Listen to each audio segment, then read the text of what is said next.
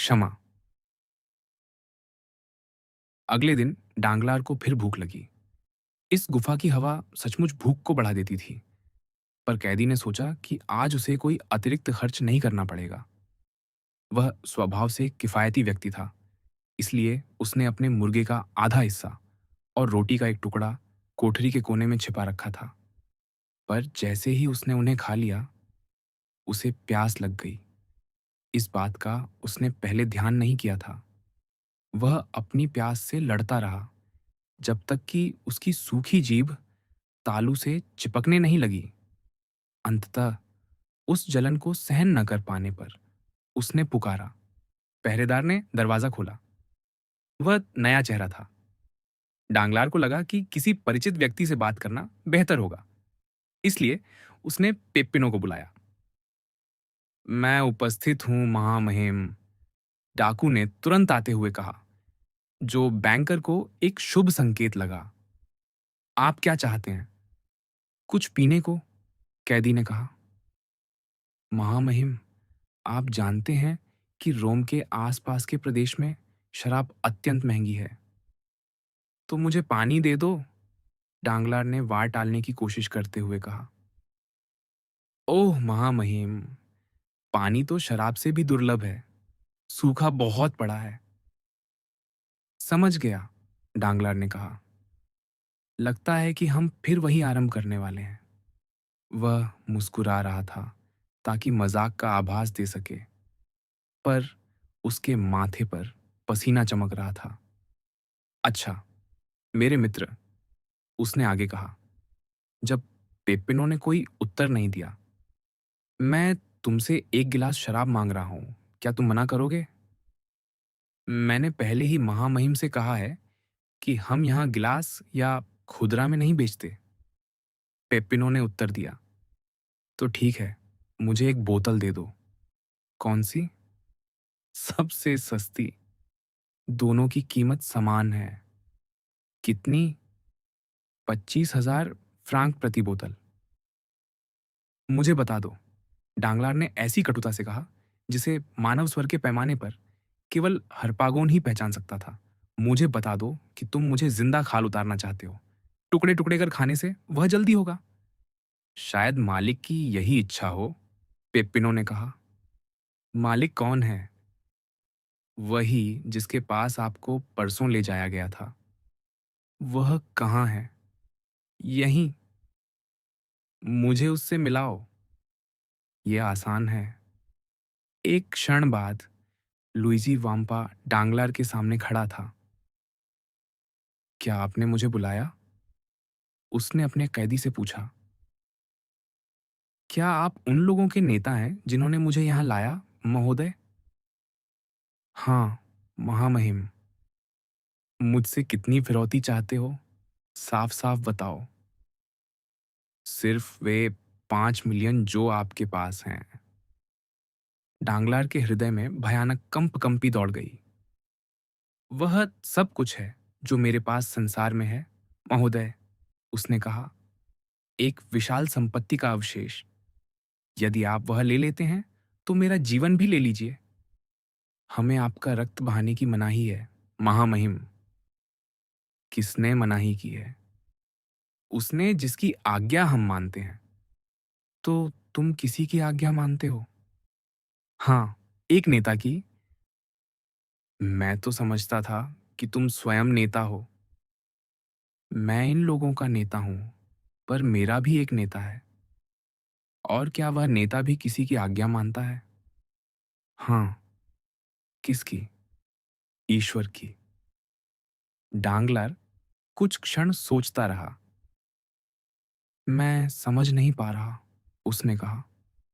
संभव है। क्या उस नेता ने तुम्हें मेरे साथ ऐसा व्यवहार करने को कहा? हाँ। क्यों? मैं नहीं जानता, पर मेरा धन समाप्त हो जाएगा। संभव है। अच्छा, डांगलार ने कहा। क्या तुम्हें 1 मिलियन चाहिए? नहीं। 2? नहीं। 3 मिलियन? 4? अच्छा, 4 मिलियन? मैं तुम्हें दे दूंगा यदि तुम मुझे छोड़ दो। किसी ऐसी वस्तु के लिए 4 मिलियन क्यों दें जो 5 मिलियन की है? वाम्पा ने कहा। यदि मैं गलत नहीं हूं तो यह सूदखोरी है। Signor banker. सब ले लो, सब ले लो, डांगलार चिल्लाया। और मुझे मार डालो। अच्छा अच्छा, महामहिम, शांत हो जाइए। आप अपने रक्त को उबाल देंगे और तब आपको रोज 1 मिलियन खाने की भूख लगेगी। कृपया थोड़े मितव्ययी बनिए।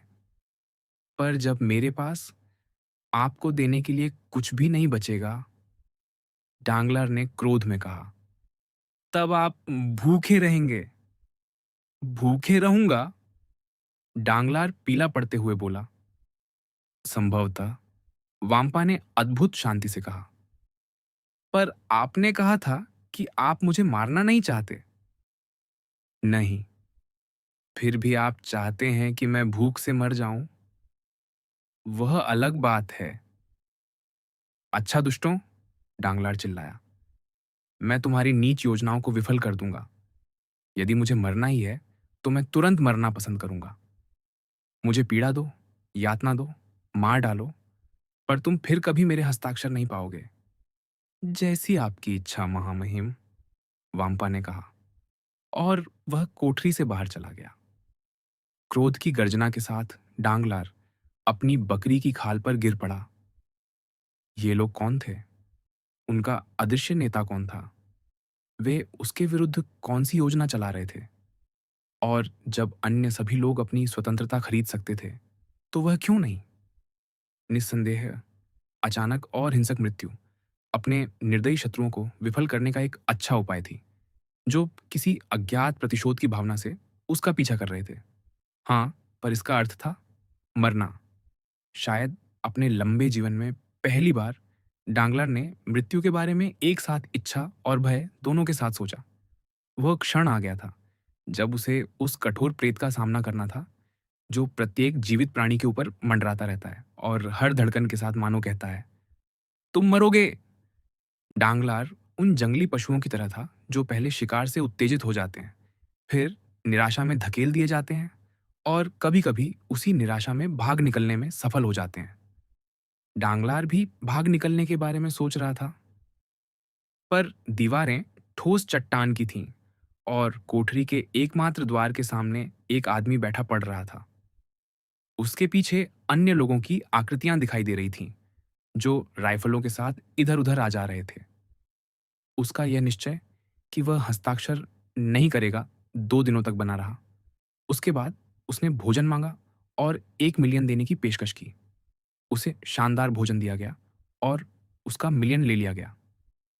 उसके बाद उस दुर्भाग्यशाली कैदी का जीवन लगातार झुकते जाने का जीवन बन गया।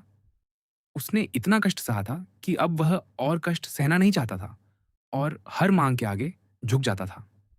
12 दिन बाद एक दोपहर जब वह उसी तरह भोजन कर चुका था जैसे वह अपने धनवान दिनों में करता था, उसने हिसाब लगाया और पाया कि उसने धारक को देय इतने बिलों पर हस्ताक्षर कर दिए हैं कि उसके पास केवल 50,000 फ्रांक शेष रह गए हैं। इस खोज पर उसकी प्रतिक्रिया विचित्र थी। 5 मिलियन छोड़ देने के बाद वह इन अंतिम 50,000 फ्रांक को बचाने का प्रयास करने लगा। इन 50,000 फ्रैंक को छोड़ने की अपेक्षा उसने अभाव का जीवन सहने का निश्चय किया। उसके मन में आशा की कुछ किरणें थीं, जो लगभग पागलपन के समान थीं। वह लंबे समय से ईश्वर को भूल चुका था, पर अब उसे केवल इतना याद आया कि ईश्वर ने कभी-कभी चमत्कार भी किए हैं, कि यह गुफा ढह सकती है, कि पोंटिफिकल काराबिनियरी इस अभागे आश्रय को खोज सकते हैं और उसकी सहायता को आ सकते हैं।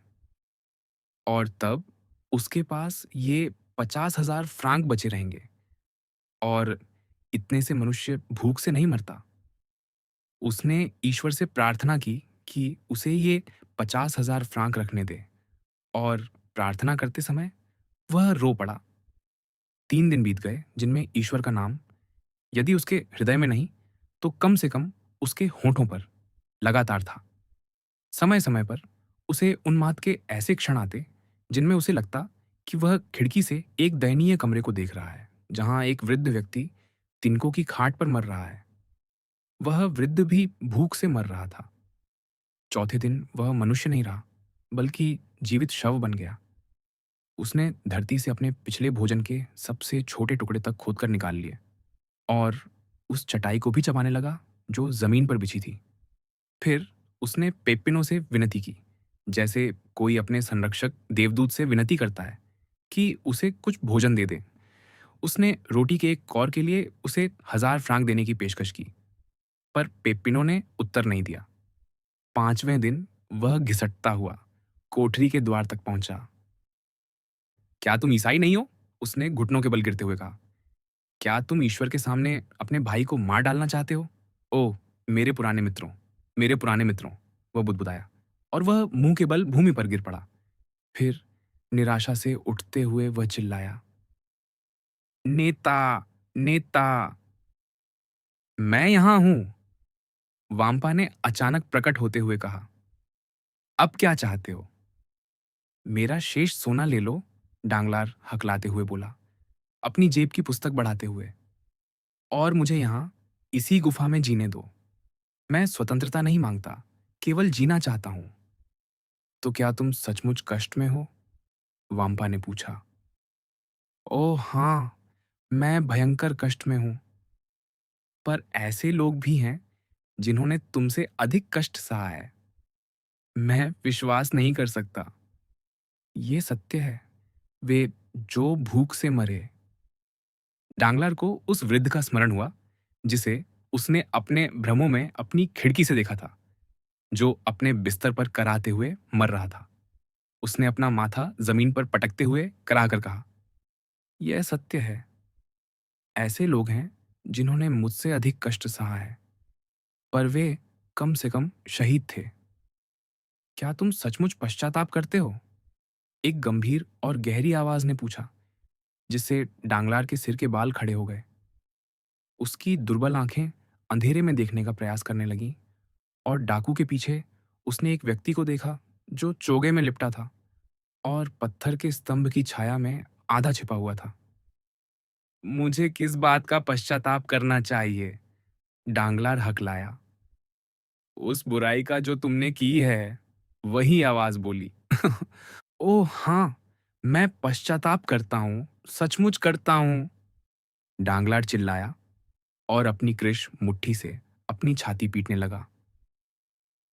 तब मैं तुम्हें क्षमा करता हूँ, उस व्यक्ति ने कहा, अपना चोगा फेंकते हुए और प्रकाश में आगे बढ़ते हुए। मोंटे क्रिस्टो के काउंट, डांगलार ने कहा। भय के कारण वह भूख और दुर्दशा से भी अधिक पीला पड़ गया। तुम भूल कर रहे हो, मैं मोंटे क्रिस्टो का काउंट नहीं हूं। तो तुम कौन हो? मैं वही हूं जिसे तुमने बेच दिया, धोखा दिया और अपमानित किया। मैं वही हूं जिसकी मंगेतर को तुमने पतित किया। मैं वही हूं जिस पर तुमने धन पाने के लिए पैर रखा। मैं वही हूं जिसके पिता को तुमने भूख से मरने के लिए छोड़ दिया, और वही जिसने तुम्हें भूख से मरने की सजा दी, पर फिर भी तुम्हें क्षमा करता है, क्योंकि उसे स्वयं भी क्षमा की आवश्यकता है। मैं एडमो दांतेस हूं। डांगलार ने एक चीख मारी और भूमि पर गिर पड़ा। उठो, काउंट ने कहा, तुम्हारा जीवन सुरक्षित है। तुम्हारे दो साथी इतने भाग्यशाली नहीं थे। एक पागल हो गया है, दूसरा मर चुका है। अपने अंतिम 50,000 फ्रांक रखो, मैं उन्हें तुम्हें लौटा देता हूं। जहां तक उन 5 मिलियन का प्रश्न है जिन्हें तुमने अनाथालयों से चुराया था, वे पहले ही एक अज्ञात दाता द्वारा लौटा दिए गए हैं। अब खाओ और पियो। आज शाम तुम मेरे अतिथि हो। वाम्पा, जब यह व्यक्ति तृप्त हो जाए तब इसे मुक्त कर देना। डांगलार भूमि पर पड़ा रहा जबकि काउंट वहां से चला गया। जब उसने सिर उठाया तो उसने केवल एक छाया को गलियारे में दूर जाते देखा और डाकू उसके गुजरने पर झुककर प्रणाम कर रहे थे। जैसा काउंट ने आदेश दिया था, वाम्पा ने डांगलार की सेवा की। उसने उसे इटली की उत्तम मदिरा और श्रेष्ठ फल दिए और फिर उसे उसकी डाक गाड़ी में बिठाकर सड़क पर एक वृक्ष के सहारे छोड़ दिया। वह वहां सुबह तक पड़ा रहा, यह जाने बिना कि वह कहाँ है। जब भोर हुई, उसने देखा कि वह एक छोटी धारा के पास है। उसे प्यास लगी थी, इसलिए वह घिसटता हुआ वहां पहुंचा। पानी पीने के लिए झुकते समय उसने देखा कि उसके बाल सफेद हो चुके थे।